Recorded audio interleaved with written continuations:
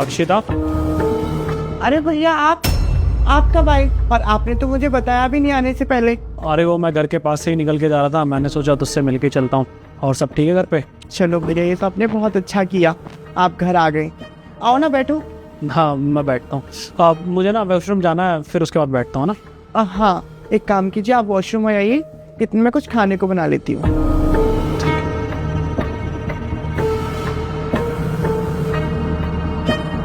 जतिन, ये सब क्या है? और ये अक्षिता की कमर पे इतने सारे निशान कैसे हैं? देखिए भैया, यही दिखाने के लिए मैंने आपको कॉल किया था और यही बोला था कि आप घर पर आ जाओ और भाभी को कुछ मत बताना कि आप घर पर आ रहे हैं। बात दरअसल ये है कि मेरे बड़े भैया ना भाभी को बहुत मारते हैं, उनके ऊपर बहुत अत्याचार करते हैं और ये सब ना मुझसे देखा नहीं जाता। अरे उनको छोटी छोटी बातों पर मारते हैं, उनको गुस्सा इतना आ जाता है कि उनके हाथ में कुछ भी होता है ना, वो उठाकर भाभी के मार देते हैं। और भाभी पता नहीं ये सब क्यों सहती रहती है। देखिए भैया, मेरी भी बहन है और अगर मेरे जीजा मेरी बहन को ऐसे मारेंगे तो मुझे भी अच्छा नहीं लगेगा। बस इसीलिए मैंने सोचा कि एक बार आपको कॉल करके बुला लूँ और भाभी की सारी हालत आप देख लो।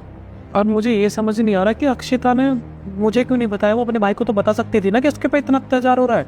क्या है ना, आपको तो पता ही है उनकी लव मैरिज हुई है, तो लव मैरिज में कभी कभी सिचुएशन ऐसी हो जाती है कि इंसान अपने घर वालों को कुछ बता ही नहीं पाता। बस इसलिए भाभी चुप है और आज तक आपको कुछ नहीं बताया और ये सब सहती रही। लेकिन भैया एक बात याद रखना, किसी को पता नहीं चलना चाहिए कि मैंने आपको कॉल करके यहाँ पर बुलाया ताकि आप भाभी की ये हालत देख सको। क्योंकि अगर भैया को पता चल गया ना तो मुझे बहुत मारेंगे। ऊपर से मेरी पढ़ाई लिखाई का खर्चा वही संभालते हैं, मेरी पढ़ाई लिखाई भी रुक जाएगी और मेरे को गाँव भेज देंगे। फिर मेरे पास खेती बाड़ी के अलावा और कोई चारा नहीं रहेगा और मैं ऐसा नहीं चाहता। तो चिंता मत कर, मैं उसको अपने तरीके से बात कर लूँगा, मैं हैंडल कर लूँगा, सब तेरा नाम नहीं आएगा। जितनी जल्दी हो सके ना भाभी को यहाँ से ले जाइए, उनकी ये हालत मुझसे देखी नहीं जाती। तो चिंता मत कर, मैं बात कर।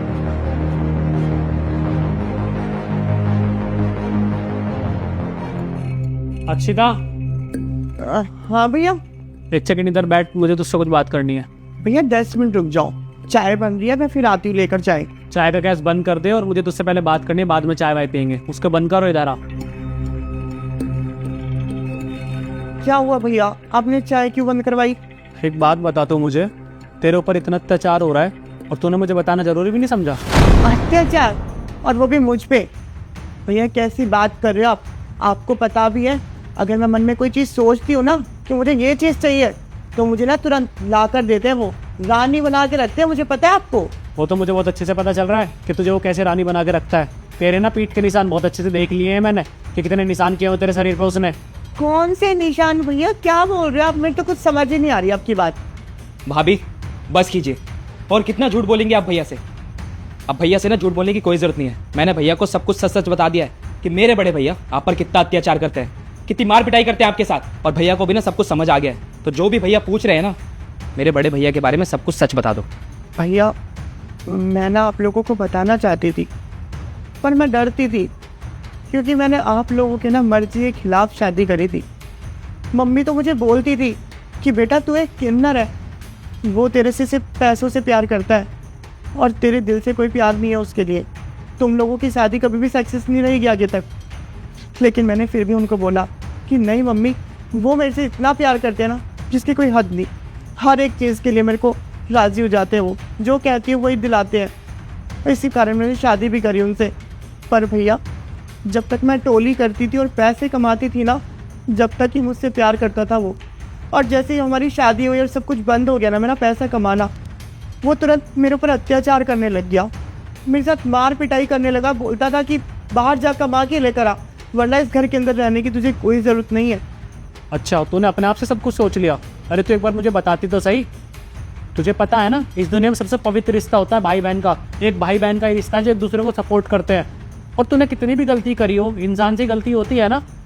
मैं अपने आप मम्मी पापा से बात कर लेता, और इतना टाइम हो गया अब तो मम्मी पापा ने तुझे माफ़ भी कर दिया होगा। लेकिन तूने मुझे बताना ज़रूरी नहीं समझा और इतना कुछ सह रही है। देखो मुझे कुछ नहीं सुनना, अपना बैग पैक करो, चल मेरे साथ। भैया बैग पैक करूं? अगर उन्हें पता लग गया ना तो बहुत गुस्सा करेंगे वो। अरे किसके बारे में सोच रही है? वो आ जाएंगे उस इंसान के बारे में जो तेरी इज्जत नहीं करता, तुझे मारता है। कुछ भी सोचने की जरूरत नहीं, समझे? चुपचाप बैग पैक कर और उससे मैं अपने आप बात कर लूँगा। भाभी भैया बिल्कुल ठीक कह रहे हैं और इसी में आपकी भलाई है। आप चले जाओ इस घर को छोड़ के यहाँ से। और वैसे भी ना, मैं आपको इतनी नर्क भरी ज़िंदगी जीता हुआ और नहीं देख सकता। मेरे को भी तरस आता है आप पर। आप जाइए भैया, इन्हें ले जाइए।